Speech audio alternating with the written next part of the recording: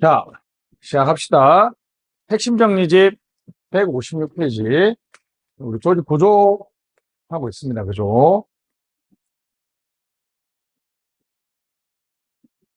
우리 간단하게 얘기할 수 있죠. 그죠? 조직 구조의 개념은 뭐라고요? 과업과 권한을 어떻게 나눠주느냐 문제죠. 그죠? 조직 구조를 결정하는 요인이 두 개 있죠. 기본 요인하고 상응 요인이 있었습니다. 교환 정기, 공복집, 유기 구조와 기계 구조라는 이론적인 조직 구조 유형에 더불어서 기, 사, 매, 팀 내라는 현실적으로 5가지의 조직 구조가 있습니다. 그죠? 근데 우리가 이렇게 할 필요가 없이 1915년 막스 베버라는 위대한 독일의 사회학자가 고민하지 마. 산업사회에서 가장 효율적인 조직 구조로 제안한 것을 우리가 뭐라고 명명했다? 관료제라고 말합니다. 관료제. 다시 뭐라고요? 관료제. 관료제는 그냥 간단하게 보면 무슨 구조다? 기계 구조죠. 기계 구조.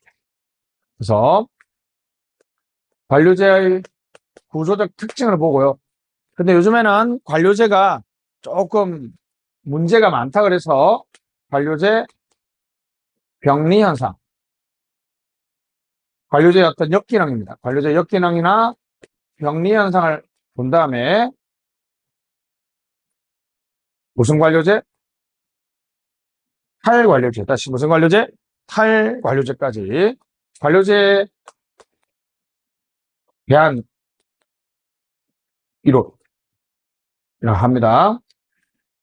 요 그 특징은 기계 구조의 특징이니까 시험에 잘 나오지도 않고 놔도 여러분들이 다 맞아요. 그죠? 근데 여기서 아주 깐깐한 게 있습니다. 뭐냐 하면 어떤 학자가 어떤 주장을 했는지 요걸 맞춰줘야 돼요.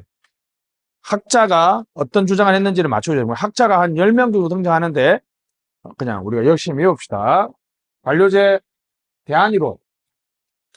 당연히 기계구조인 관료제가 문제가 많으니까 대안 탈관료제겠지, 그죠? 그래서 이제 그 중에 가장 재밌는 게 여러분, 자, 갑니다. 영어에 접두어로 어도호라는 단어가 임시적이다, 잠정적이라는 뜻이거든요. 근데 이제 우리가 CRA, CY는 democracy, 민주주의라는 어떤 체제, 이런 거 얘기하잖아요. 그죠? 그 다음에 관료제, bureaucracy. 그래서 다시 어도호크라시. 무슨 조직? 임시조직입니다. 임시조직. 요거 잡아야 됩니다. 그래서 어도호크라시. 그리고 최근에는 학습조직, 지식조직까지 의미가 쭉 확대되고 있습니다. 그래서 관료제에 대한 얘기. 특별하게 깊은 설명할 필요 없습니다. 왜냐하면 관료제를 우리가 갑니다. 글은 3개 쓰고 플러스는 4개 쓰는 이유가 알죠? 복잡성은 수평 복잡, 수직 복잡이 있으니까, 그죠? 공식성도 높고, 수평 복잡성도 높고, 수직 복잡성도 높으면, 그리고 직관이 높으면 기계구조죠. 자, 본문의 내용 봅시다. 관료제. 아이디얼 타입 밑줄 이상형. 이상적인 모습이라 써세요. 산업사회에서 가장 이상적인 모습으로 제안됐으니까 그 말을 뒤집으면 실제 존재한다 안 한다? 존재하지 않습니다. 알았죠? 여러분의 이상형이 존재하지 않는 것처럼 산업사회의 특징과 부합하는 공사조직 모두에게 형식합리, 다시 무슨 합리? 형식합리 있는 조직을 말합니다. 자, 발달 배경에서는 뭐 2차 사회니까 넘어가고요. 자, 다음 페이지.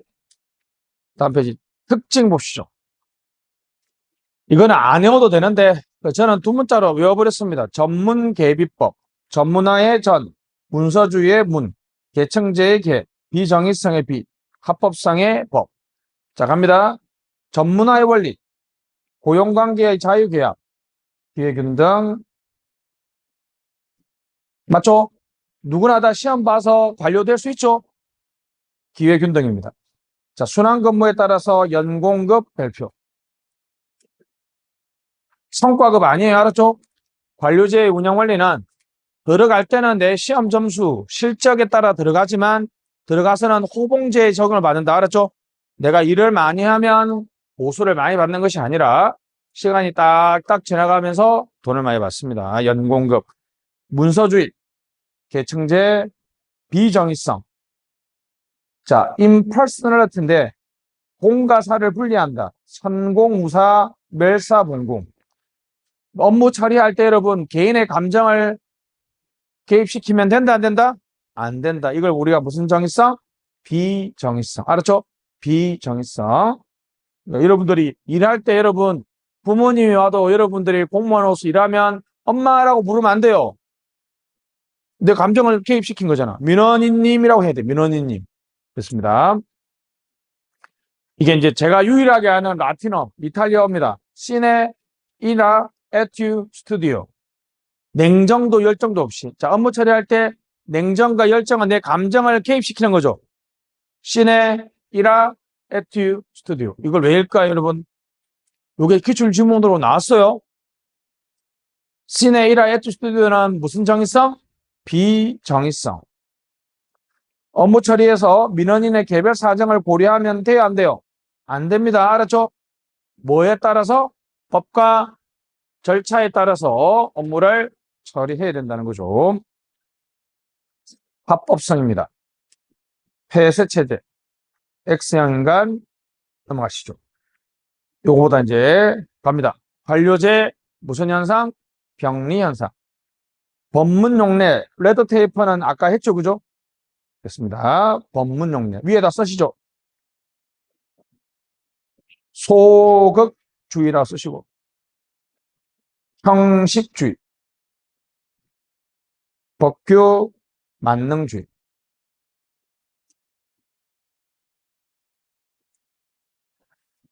공식성이 높고 공식성을 강조하면 절차대로만 하려고 하죠. 그죠? 절차에 너무 집착한다. 오버 컨포머티, 동조 과잉이라고 하기도 한다. 그죠? 훈련된 문항 동그라미 2번 넘어갈게요. 3번 파로치얼리즘인데 부처 할거주의와 같은 말입니다. 3번, 4번은 같은 말이에요. 그죠? 국지주의는 편협한 안목, 전체 이익 망각. 설계하는 애들은 설계 업무만 중요하다고 생각하는 거 알았죠? 전체를 보지 못한다. 섹셔널리즘, 자신이 소속된 기관 부서만 생각. 이게 편협한 악몽이죠. 그러면 그때 있죠. 편협한 뜻. 파로치얼리즘하고 섹셔널리즘은 같은 표현이 알았죠? 넘어가시고 블라우 사회관계의 불안정성 밑줄. 이거 기억해야 됩니다. 블라우 뭐? 사회관계의 불안정성.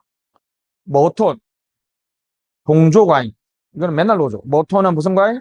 동조과잉. 동조과잉이 여러분 목표 대칭 아시죠? 궁극적인 목표보다는 그것을 달성하는 하위 수단인 규칙과 규정을 집착하는 현상. 거기에 너무 오버해서 펌펌 따르려고 한다. 무슨 과잉? 동조과잉. 다시 무슨 과잉? 동조과잉입니다. 동조과잉이 됐습니다. 관료제 병리 현상 이유는 비정의성 또는 몰인격적 관계. 다시 사회관계의 불안정성은 블라우. 사회관계의 불안정성 블라우. 몰인격적 관계는 누구다? 모톤. 셀저닉 B. 국지주의, 할거주의. 요거는 여러분 좀 쉽죠? 셀저닉 스펠링이 SE잖아요. 그죠? 섹셔널리즘도 뭐예요? SE죠. 셀저닉 무슨 리즘? 섹셔널리즘. 셀저닉 섹셔널리즘. 셀저닉 섹셔널리즘. 이렇게 학자로 외우면 알았죠? 뭐 내용은 아까 봤으니까. 블라우와 통선, 불안정감 밑줄. 그러니까 불나오 놓으면 이제 비읍이니까 불안정성 맞죠? 사회관계의 불안정성은 누구? 불나오. 비읍이죠. 불안감 누구? 불나오 톰슨입니다. 불나오 톰슨. 자, 관료제 내 인격적 관계의 상실로 조직 구성원들의 심리적 불안감 밑줄 현상 유지적 형태. 불안감, 현상 유지적 형태. 블라우와 톰슨입니다. 굴드너. 부하를 통제하기 위한 규칙을 만들면 사람들은 그 규칙에 있는 최소한의 형태만 합니다. 됐죠? 그래서 저는 이제 무식하게 굴통. 여러분 굴은 어떻게 보면 통이잖아. 통 모양이잖아. 그 굴통. 굴드너. 무슨 통제? 통제 유지의 관리. 다시 뭐라고요? 통제 유지의 규칙. 최소한의 형태. 굴통. 저는 그렇게 배웁니다. 굴통. 굴드너. 통제하기 위한 규칙을 만들면 최소한의 형태만 한다. 피터 원리는 아까 설명했죠? 무능력한 자의 승진현상. 연공서열로 무능한 자가 승진한다. 크로지에 관료제의 현상. 프랑스 학자입니다. 관료제의 권한 배분은 권한을 둘러싼 게임. 규정 절차는 조직 구성원들의 이기심과 부사알거주의를 조장한다. 넘어가시죠. 발전행정, 실행행정 넘어가시죠. 그래서 다음 페이지. 자, 관료제가 여러분 문제가 많으면 관료제를 극복해야 되겠죠. 그죠? 무슨 관료제? 탈관료제. 다시 무슨 관료제? 탈관료제. 후기 관료제, 관료제 대안이론이라고 하기도 합니다. 탈관료제의 특징은 유기적 구조입니다. 다시 유기적 구조.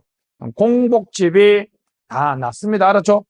공복집이 다 낮아요. 낮은 수준의 공식성과 표준화. 수평적 분화는 높지만 수직적 분화는 낮습니다. 다시 뭐라고요? 수평적 분화는 높지만 수직적 분화는 낮아요. 수직적 분화. 플랫이라는 거죠. 자, 이거 잘 봐야 됩니다, 여러분. 자, 장관님 있고요. 차관님 있습니다. 실장 있고, 국장 있고, 과장 있고, 대장 있고, 과장 있고, 직원이 있다. 이렇게 합시다.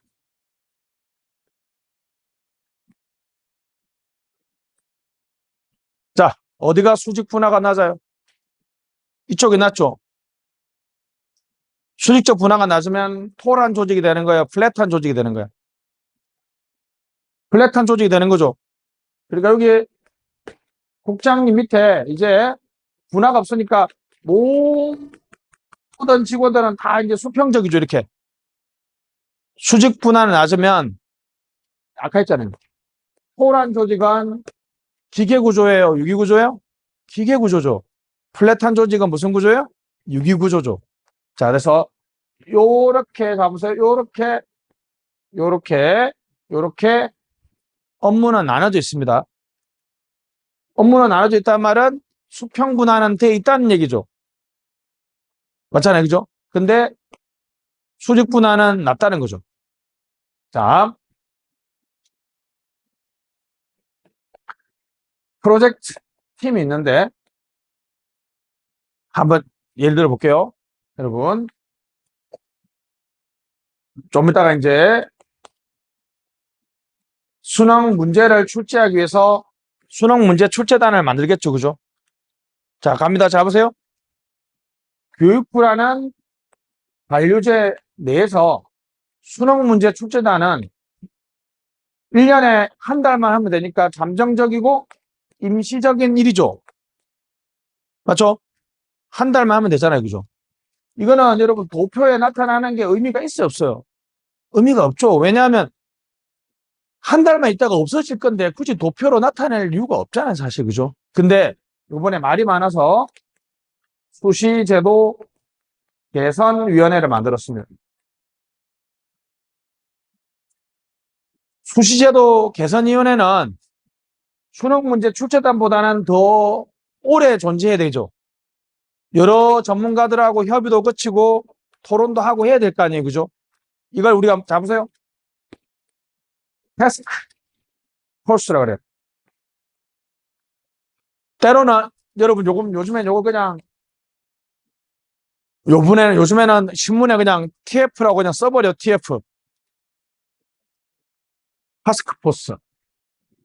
이게 여러분 때로는 포스가 군대라는 뜻이거든요. 에어포스 1은 뭐예요? 우리 공군 1호기죠. 여기서 에어포스가 뭐라고요?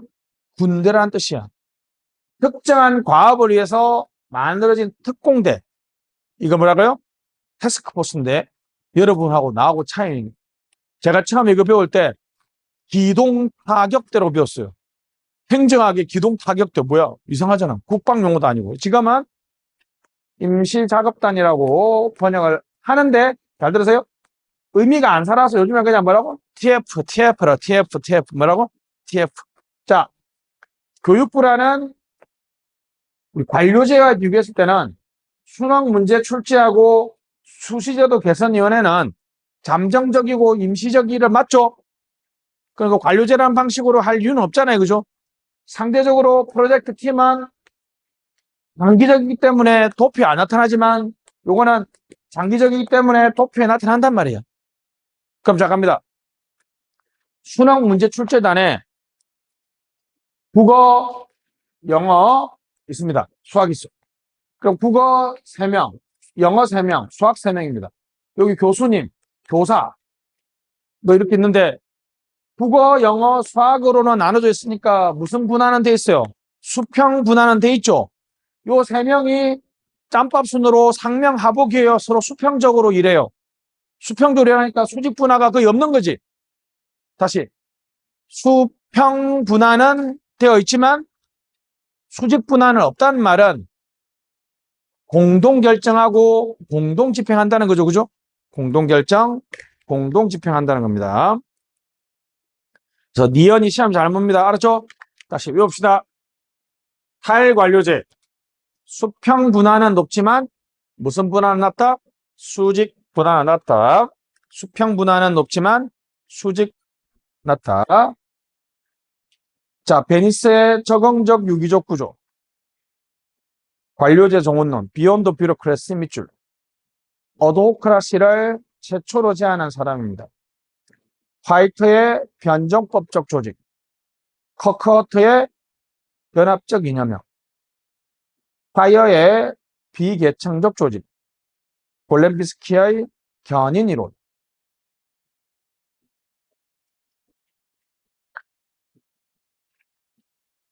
나머지는 다 넘어갑시다. 다음 페이지 가시죠.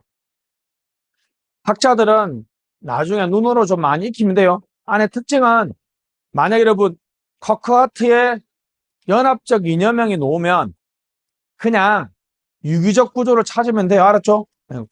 특별히 공부할 필요는 없습니다. 자, 다음 페이지 보시면 프로젝트 팀이 있고 타스크 포스가 있죠. 자, 단기냐 장기냐 도표에 안 나타나고 도표에 나타나죠. 조직 내에 설치하느냐 조직 간에 설치하느냐. 얘가 보면 여러분 바로 기억되죠? 올림픽 선수단은 여러분 전형적인 프로젝트 팀이죠. 왜요? 올림픽은 한 달밖에 안 하거든요. 한 달만 존재할 조직을 도표에 나타나게 할 필요가 있다 없다? 없다. 수능 문제 출제단도 한 달만 전문가들을 모아놓고 어떤 특정한 과제를 하고 바로 헤어지는 조직이죠. 전문가들을 모아놨으니까 인적 성격이 강한데 프로젝트 타스크포스는 뭐 수능 제도 개선위원회라든지 규제개혁위원회 같이 상대적으로 장기니까 도표에 나타나고 여러 부서들과 협의가 좀 필요하니까 부서 간, 부문 간에 설치합니다. 전임제로이라서 물적 성격이 있다. 양자의 차이를 좀 기억할 수 있겠죠? 가끔 놉니다. 가끔 놉니다. 동그라미 1번 태스크포스 TF는 특수한 과업 완수 목표 서로 다른 부서에서 선발하고 구성한 팀으로 목적 달성되면 당연히 해체되죠. 그죠? 상대적으로 여러분 프로젝트 팀보다는 장기인데 관료제처럼 퍼머넌트한 조직은 아니죠. 2번, 프로젝트 팀은 태스크포스와 마찬가지로 한시적이고 횡적인 연결, 태스크포스에 비하여 전문성과 팀의 소속감이 강하다. 왜냐하면 인적인 성격이 강하다 그랬죠. 3번, 프로젝트 팀은 전략적으로 중요하거나 창의성이 우대하는 프로젝트를 수행하기 위해서 여러 부서의 사람들이 딱 보면 뭡니까? 수능 문제 출제단이 바로 이런 식으로 구성되는 거잖아요. 그죠? 됐습니다. 비공식 조직입니다. 관료제 중에 하나로 봅니다. 관료제가 여러분 너무나 공식적이고 몰 인간적 관계만을 강조하니까 관료제 무슨 현상? 병리 현상. 조직 관계 심리적 불안감을 야기했다는 거죠. 비공 조직은 있습니다. 자연 발생적 별표. 물론 공식적 조직을 전제하죠. 그죠? 근처에다 한번 써보세요. 밴드. 요즘식으로 하면 뭐겠어요? 러닝 크루 이런 거 있잖아요. 러닝 크루, 밴드 이런 거 있잖아요. 근데 이제 이게 잘못되는 비공식 조직이 뭐겠어요? 중앙고 출신들 모임 이렇게 되면 이제 어떻습니까? 파벌이 되죠. 파벌. 그죠? 그래서 쭉 나와 있는데 이게 왜 여러분 맨 마지막에 비공식 조직은 왜 부분의 질서예요? 자, 거기들 보시면 자, 공식 조직은 모든 조직원들을 다 총괄하고 적용되죠. 근데 자, 잘 들었어요, 여러분. 자, 볼링 동호회가 조직원 100명 중에 10명이 가입됐으면 볼링 동호회의 규칙은 누구에게만 적용돼요? 그 10명한테만 적용되죠. 그러니까 전체예요, 부분이에요? 부분이죠. 그래서 무슨 질서? 부분의 질서라고 합니다. 비공식 조직의 장점, 심리적 안정감. 특히나 5번이 큰 장점이죠. 공식 조직의 경직성을 완화하고 업무 능률성을 증대할 수 있습니다. 근데 가장 큰 단점은 파벌 조성이죠. 그죠? 파벌 조성. 소문과 풍문, 비방 같은 소문의 진원지가 될 수도 있다는 거죠. 잘 관리해야 되겠죠. 자, 우리가 관료제 중에 하나로 우리가 위원회 조직을 얘기하기도 합니다. 위원회 조직. 위원회 밑줄. 위원회는 이제 위에다가 다두제 썼어요. 다두제. 반대가 독임제죠. 관료제는 독임제이기 때문에 지나치게 경직적이고 상명하복이다. 자, 특징 합의형. 결정에 대한 책임 공유와 분산. 위원회는 여기 시험 잘 옵니다. 행정위원회. 집행권은 있어 집행위원회라고 합니다. 결정권과 집행권이 있다. 준입법, 준사법권이 있습니다. 소청심사위원회, 국민권익위원회, 금융위원회, 방송통신위원회가 여기 속합니다. 자문위원회는 자문만 하는 거. 조정위원회는 이해관계 조정을 위한 거. 언론중재위원회 같은 것들이 조정위원회죠. 위원회의 장점은 너무 쉽죠. 1번 신중 동그라미. 2번 참여 민주적 정당성. 헐거주의 방지, 정치적 중립, 행정 계속성 확보. 계층제의 독임제의 문제를 좀 해소할 수 있죠. 그죠? 단점 뭡니까? 여러 사람이 참여하면 아무래도 신속한 결정이 어렵다. 시간 비용 많이 든다. 이 집단들의 압력의 장소가 된다. 책임 소재가 불명하다. 이런 게 있습니다. 자, 우리나라에는 존재하지 않는데 독립규제위원회가 있습니다. 1887년 우드로 윌슨이 행정의 논문을 썼을 때 미국에는 주와 주 사이에 통상 문제를 해결하기 위한 주간 통상위원회를 만들었거든요. 특이한 게 이제 시장 실패에 대응하고 행정국가 방지를 위한 절충점인데 준입법, 준사법 업무 이 부분이 중요합니다. 행정부로부터의 독립성 밑줄 대통령 밖에도요. 대통령 밖에. 대통령 밖에 둬서 완전히 행정부로부터 독립적으로 업무를 수행할 수 있도록 했습니다. 근데 브라운노 위원회는 머리 없는 사부. 머리 없다는 말은 무슨 뜻이에요? 독임제가 아니기 때문에 책임을 질 사람이 없다는 거죠. 4부는 입법, 행정, 사법부 다음으로 강력한 권한을 행사하는데 아무런 통제받지 않는다는 것에서 대통령 직속으로 하려다가 실패했다는 거죠. 넘어갑시다. 한국의 위원회는 조금 바뀌고 있으니까 넘어가시고. 다음 페이지 7번.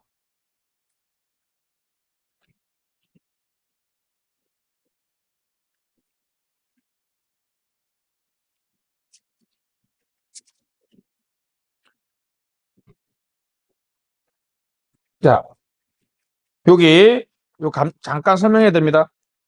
학습 조직하고 지식 조직이 있습니다. 자, 잠깐 보시죠. 일단은 여러분 암형을 자, 아까 말했던 암묵지와 형식지가 있습니다. 자, 지식은 무슨 지식과 무슨 지식이 있다? 암묵지와 형식지. 쉽게 말하면 이거는 이제 언어화된 거, 외부로 표출된 거. 요거는 여러분 이게 이제 제가 얘기했죠, 그죠? 이연복 셰퍼가 가지고 있는 게 형식지가 아니라 암묵지죠. 암묵지. 나만의 어떤 문제 해결의 노하우. 자, 갑니다. 노나카라는 학자는 아주 재밌는 얘기를 했어요. 자, 암묵지의 형식지. 형식지의 형식지. 다시 암묵지. 자, 자, 집안 봐봐요. 여러분이 가진 내면의 노하우를 외부화하면 형식지가 돼요.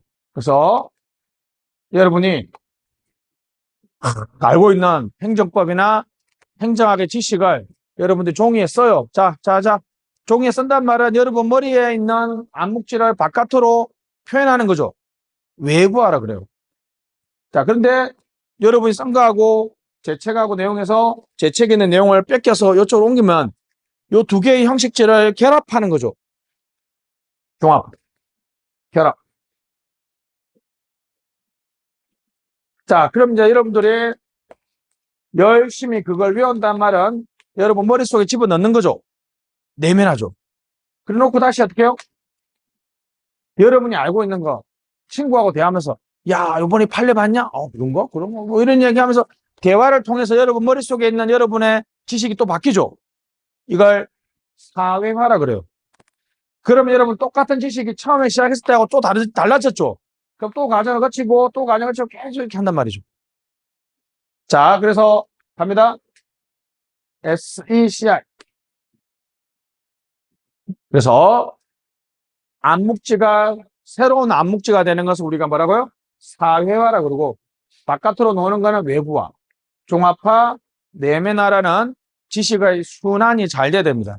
이게 잘 되려면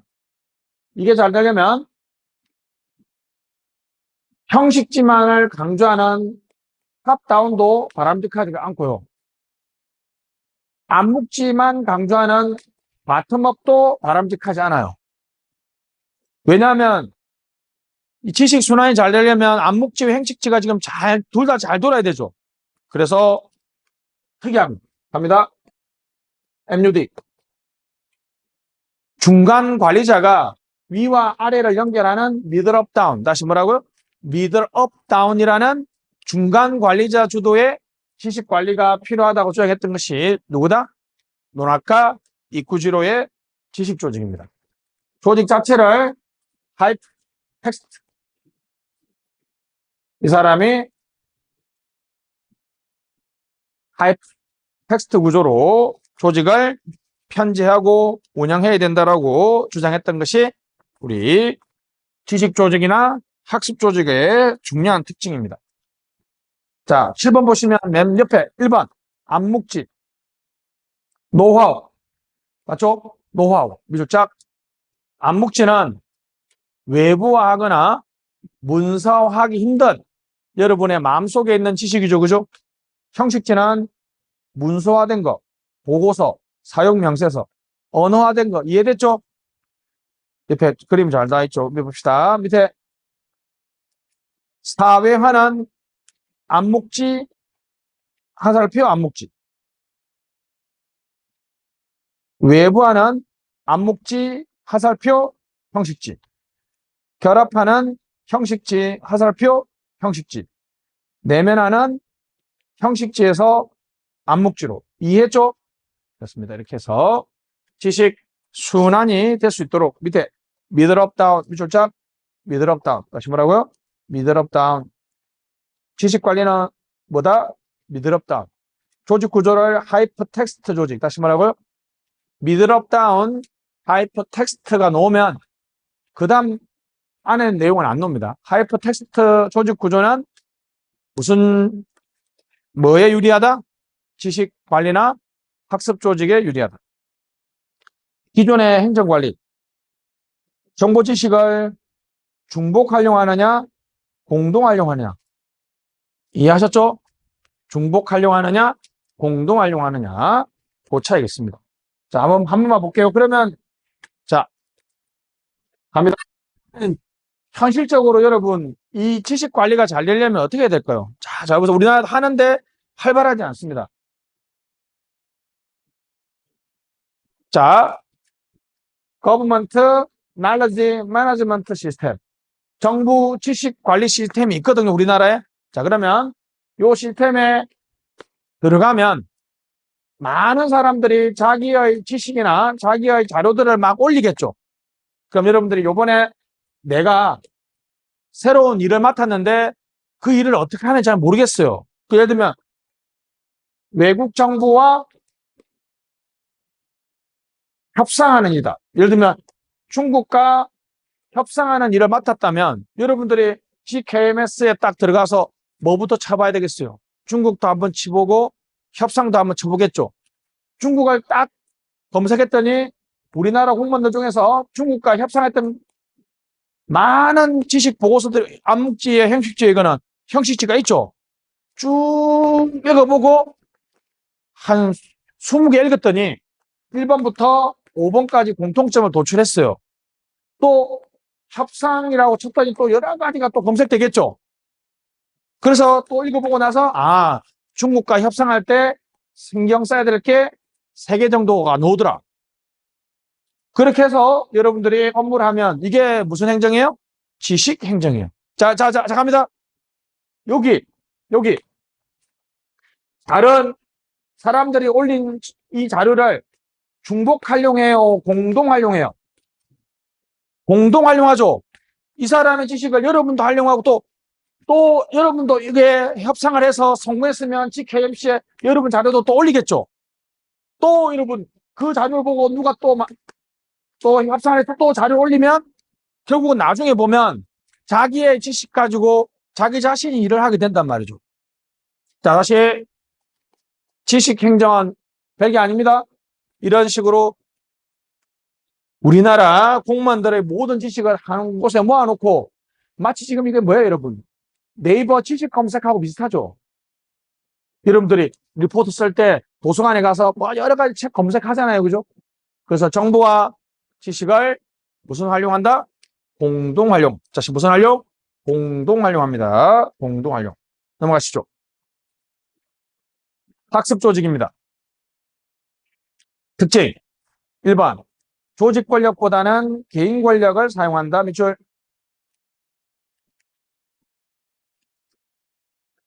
무슨 얘기냐면 여러분 부장님보다 대리, 과장들이 지식 관리를 더 잘할 수 있어요. 왜요? 개인적으로 지식 검색 역량이나 활용 역량이 뛰어나면 부장님보다 밑에 있는 직원들이 더 잘할 수 있죠. 그래서 다시 개인 권력을 사용합니다. 알았죠? 시험 잘 봅니다. empowerment. 구성원에게 권한 부여를 강조합니다. 당연하죠. 이것저것 해볼 수 있는 권한이 있어야지 지식 검색할 거 아니에요. 그죠? 업무 처리가 여러분 픽스되어 있으면 뭐 지식을 검색할 이유가 없죠. 3번. 유동적이고 불안정한 환경에 적합하다. 학습 조직 기반 수평적인 것. 맞죠? 4번. 상호 주관성 밑줄.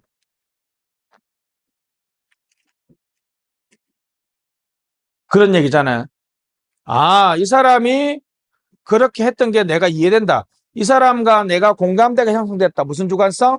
상호 주관성. 다시 무슨 주관성? 상호 주관성. 단일 분야의 전문성을 강조하는 거 아니죠? 단일 분야의 전문성을 강조한다? 아닙니다. 자아실현인 7번 맞죠? 그럼 여러분 나의 지식과 정보를 내 거 해요? 공동재산화해요? 그렇죠. 공동재산화 별표. 정보지식을 공동재산화하고 9번 무슨 활용한다? 공동활용한다. 다시 무슨 활용한다? 공동활용한다. 공동활용한다. 됐습니다. D가 모든 자료에 다 접근할 수 있어야 되겠죠. 그죠? 모든 자료에 접근할 수 있어야 된다. 생계라는 MIT 대학 지식관리 석좌 교수가 학습 조직에 있는 개인들이 갖춰야 될 5가지 소양으로서 메시가 뛰는 팀이 자비가 필요하다. 메시팀 자비. 시작. 메시팀 자비. 메시팀 자비. 멘탈 모델링. 끊임없는 내면의 사고의 틀을 바꿔줘야 돼요. 시스템 띵킹. 부분보다는 전체적 사고. 그러니까 개별 학습이 아니라 무슨 학습? 팀 러닝. 끊임없는 자기개발, 비전의 공유. 그래서 메시팀 자비. 잘 안 나오는데 한번 끼워주시면 되겠고.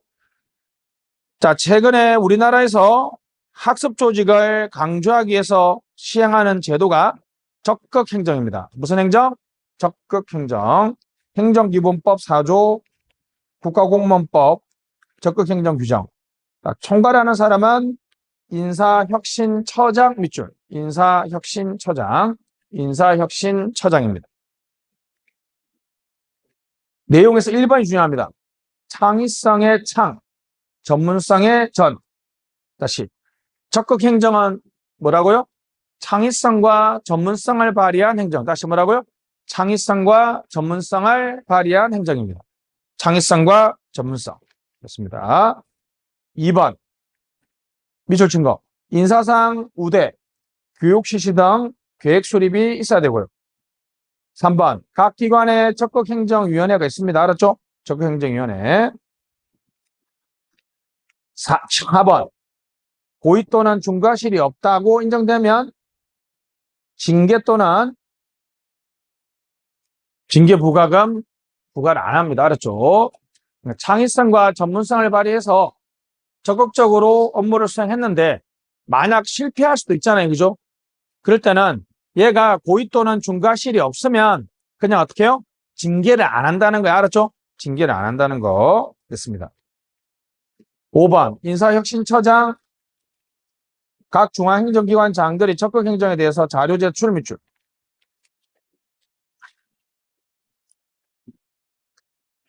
여기서 국무조정실장으로 한번 나왔으니까 그냥 적극행정은 누가 주관한다? 인사혁신처장이 총괄하고 각 부처의 장관들이 열심히 하고 있습니다. 그죠? 됐습니다. 자, 오늘은 여기까지 하도록 하겠습니다. 수고하셨습니다. 박수!